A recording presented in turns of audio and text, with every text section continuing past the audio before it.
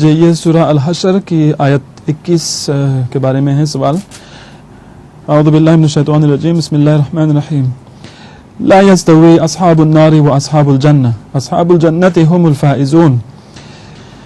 یہاں پر فوز کا فلسفہ کیا ہے حضور، اس کا مطلب کیا ہے قرآنی کامیابی؟ قرآن کے مطابق فوز کا مطلب کامیابی ہے.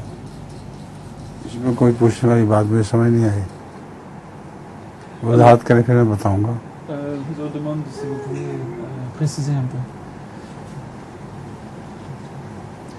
میرے خیال میں یہی تھا سوال کیا کہ فوز سے کیا مراد ہے ایگزیکٹلی. فوز سے مراد کامیابی.